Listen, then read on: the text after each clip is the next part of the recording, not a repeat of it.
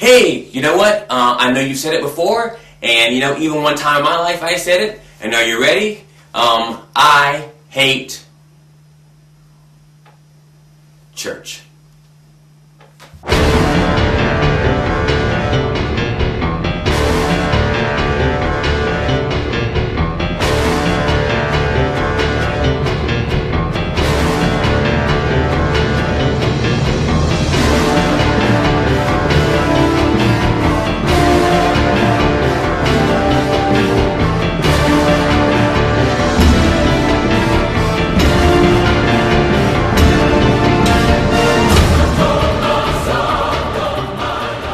Hello, my name is Demetri and you're watching Don't Give Up. And today's special is called I Hate Church. And you think, why in the world would I say that? I said this because I've heard so many of you people say how much you hated church. I've heard so many stories of people saying, you know, I was judged in the church because I smoked cigarettes, so I stopped going. I was judged in the church because I had sex before I was married, so I stopped going. I was judged in the church because of the way I look, so I stopped going. And not only that, but you connect that hatred and the prejudices of some of the churches with God. And so you think God doesn't like you because you have sex, and God doesn't like you because you smoke cigarettes, and God doesn't like you because you're gay, or God doesn't like you because you haven't paid money in the church, or God doesn't like you because you haven't read the Bible.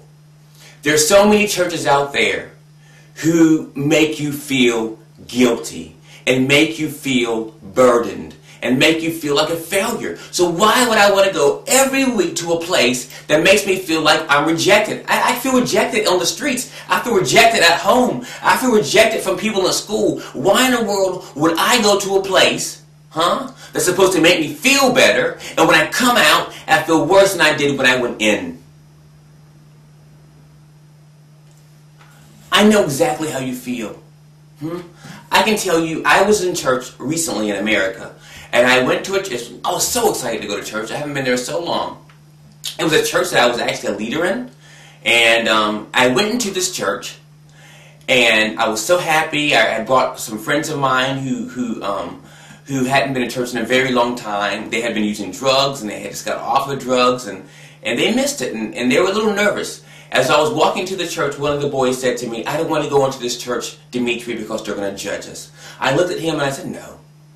No, they're not. They're not going to. Don't worry. Don't worry about it. Well, we came in there. I sat down. About 5 minutes later, the pastor, the youth pastor, comes up to me, doesn't even really say hello or anything, and says, how old are you? And he said, are you over 18?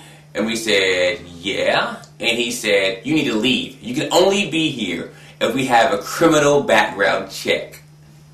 Did you hear what I said?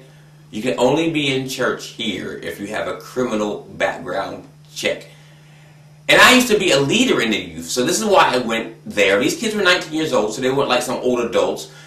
And the thing that he didn't even, I tried to explain who I was and all the stuff I used to be, he said literally, I don't care.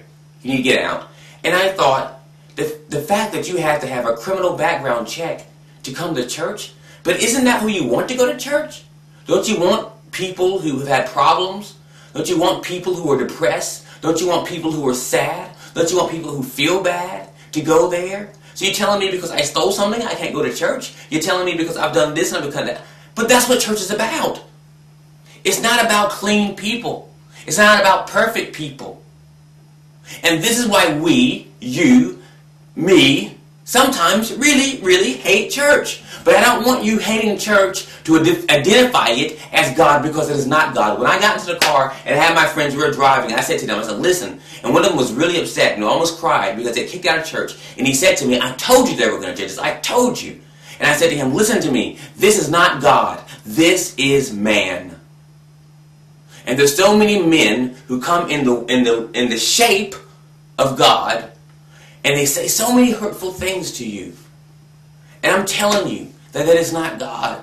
That's not the only example I can give you. I know there's been many people who told me, Demetri, you don't look correct for what you're doing. Oh, Demetri, you still have problems with this situation and that situation. You're not perfect in this. You're still struggling in that. You're still struggling in this, Demetri. So you can't do that. You need to quit.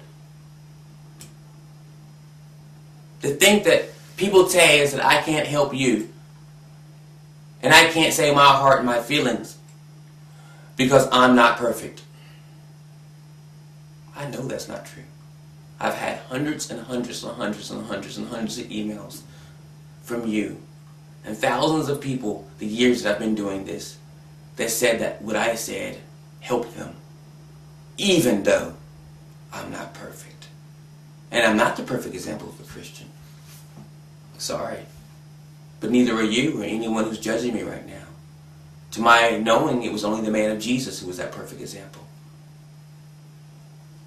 There were the disciples and they were talking to Jesus and they said, Father, they said, Teacher, which one of us is the best? And he says, and the one of you that is the least. And then they said, good teacher, good teacher. He says, why do you call me good? No one is good. But yet we expect people to be perfect when they're in church. Sometimes I really do hate church. Sometimes I really, really do, because so many people walk out this institute feeling worse than they did when they go in. And I understand why so many of you don't go to church. With tears almost coming to my eyes, I can understand, and it makes me embarrassed to be a Christian. But I want you to know that it's not the church. I mean, I'm sorry. It's definitely the church. Definitely the church. But it's not God.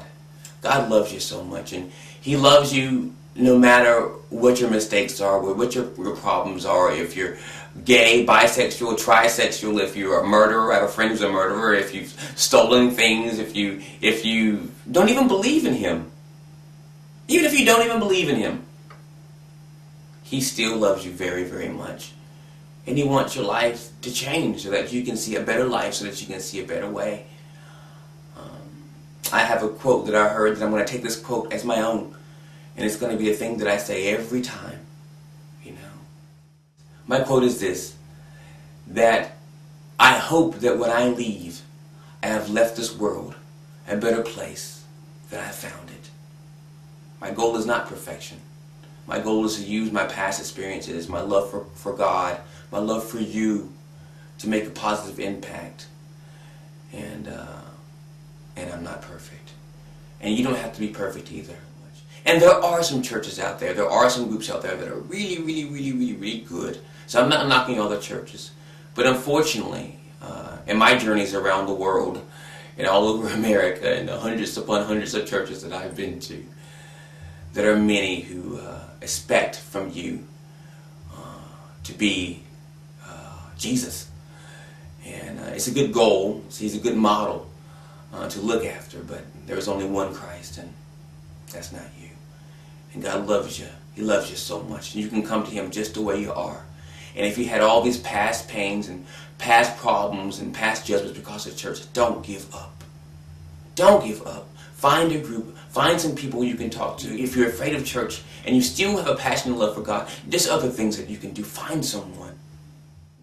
I love you, and I know that you hate church. Don't give up. Go back. Find a good church. And if you really have given up on church, then find people that you can stay close to who will lead you into being a better person than who you are. I love you. I love you. Can you see my eyes? Look. I love you. It keeps me going. And that love will only become stronger.